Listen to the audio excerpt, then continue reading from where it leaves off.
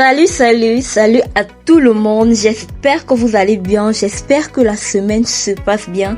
Alors depuis que je fais les vidéos, je me suis rendu compte que nous n'avons pas encore abordé la question de l'intelligence artificielle dans sa signification. Eh bien ne vous inquiétez pas, dans cette vidéo, vous saurez exactement ce que c'est que l'intelligence artificielle. C'est parti! Alors, pour connaître ce que c'est qu'une intelligence artificielle, il faudrait savoir ce qu'on entend par intelligent et ce qu'on entend par artificiel. Le mot intelligent est généralement appliqué à l'être humain ou à l'être vivant en général. Dans notre société, une personne intelligente est une personne qui sait répondre rapidement à une situation complexe, qui sait trouver une réponse satisfaisante à une situation, qui sait trouver ce qui est important dans un flux d'informations, qui sait réagir d'une manière ou d'une autre à une situation imprévue, qui sait également s'adapter aux conditions changeantes.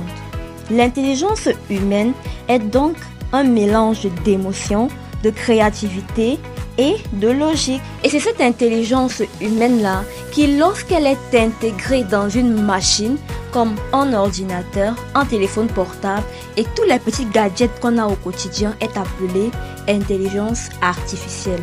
Vous l'aurez donc compris, le mot artificiel qui est à côté de intelligent s'applique lorsque cette fois-ci il s'agit d'une machine.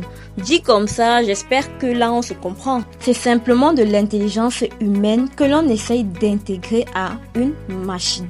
Maintenant, comment est-ce qu'on prend l'intelligence humaine pour la mettre dans une machine? C'est là le cœur même de l'intelligence artificielle. Au risque de me tromper et d'après les recherches que j'ai eu à faire sur le sujet, moi, personnellement, j'en arrive à une seule conclusion.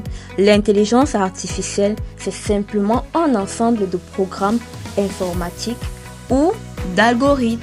Et oui, il n'y a rien de sorcier derrière.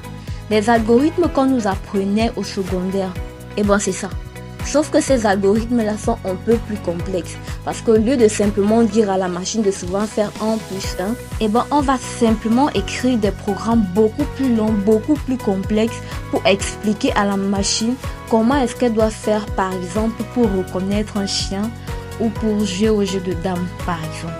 Une fois défini comme cela, vous comprenez donc que l'intelligence artificielle est un ensemble de données, de matériel, d'algorithmes et de connectivité pour la transmission. Aussi simple que ça. Pour transmettre l'intelligence humaine à une machine, l'on a fait une chose très simple. On a étudié l'être humain.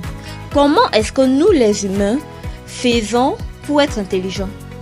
Eh bien, cela est possible grâce aux fonctions cognitives que nous possédons, qui sont percevoir, parler, bouger, mémoriser, raisonner, planifier, créer, faire preuve d'abstraction et j'en passe. Ce sont donc ces fonctions cognitives-là que l'on essaye de reproduire dans une machine.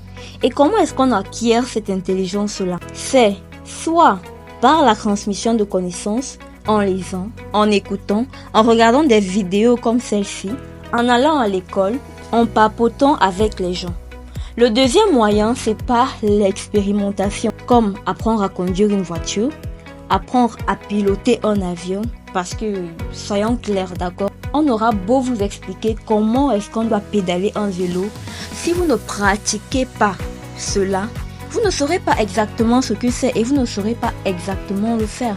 La preuve en est que l'on peut donner une même recette à 10 personnes, et bien chacune des 10 personnes aura son résultat. C'est l'expérimentation en fait. Ce sont donc ces deux techniques qui ont commencé à être implémentées dès les années 80 et qui continuent à être implémentées aujourd'hui. Mais dans le langage technique, on les a appelées le deep learning, qui était un apprentissage en profondeur permettant aux ordinateurs d'apprendre par l'expérience, et le système expert. L'on veut donc à travers ces deux techniques que la machine soit exactement comme nous, qui ressentent les émotions humaines comme la joie, la sympathie, la colère et j'en passe. Aujourd'hui, l'on dénombre 3 principaux types d'intelligence artificielle. Le premier type est l'intelligence artificielle écroîte, en abrégé ANI. Il est classé dans la catégorie des intelligences artificielles faibles parce qu'elles sont spécialisées dans une gamme étroite de paramètres ou de situations comme la reconnaissance vocale ou les voitures sans conducteur.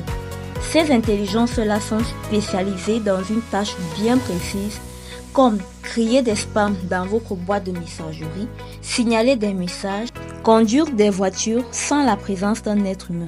Le deuxième type d'IA est l'intelligence artificielle générale, en abrégé AGI. Ces IA sont classées dans la catégorie des intelligences artificielles fortes qui ont un niveau supérieur et correspondent même à l'intelligence humaine. Pour qu'un robot soit dans la catégorie des AGI, il doit subir quelques tests comme aller à l'école, s'inscrire à un cours, répéter les cours et passer avec succès les épreuves comme un être humain normal. Le troisième type d'intelligence artificielle sont les super intelligences artificielles, en abrégé ASI. Pour le moment, ils ne sont pas encore développés. C'est un modèle d'intelligence artificielle qui est plus intelligent que l'être humain. De nos jours, l'on retrouve l'intelligence artificielle dans tous les domaines. En agriculture, par exemple, l'intelligence artificielle permet la détection des parasites et des maladies de plantes, ainsi que la réduction des déchets alimentaires. Dans l'environnement, l'intelligence artificielle utilise des données satellitaires pour faire des prévisions, des identifications d'incendies de forêt probables, et même dans la protection des espèces en voie de disparition et la protection des écosystèmes des espèces envahissantes. On les retrouve également dans la médecine parce qu'aujourd'hui, elles permettent de soigner des maladies comme le cancer, de permettre à des personnes de marcher. Malgré tous ces avantages et tous ces bienfaits, des préoccupations se soulèvent parce que des personnes comme Elon Musk et Bill Gates, par exemple, pensent que cela pourrait représenter un danger si les intelligences artificielles étaient trop développées. Quoi qu'il en soit, les scientifiques aujourd'hui mettent un effort considérable dans le fait que l'IA doit être juste et éthique. Voilà, c'est la fin de notre vidéo. J'espère qu'à partir d'aujourd'hui, vous saurez exactement c'est quoi l'intelligence artificielle. Si la vidéo vous a plu, n'hésitez pas de liker. Abonnez-vous pour ne manquer aucune de nos prochaines vidéos. Nous vous attendons dans les commentaires pour vos remarques. D'ici là, nous vous disons à bientôt pour une prochaine vidéo.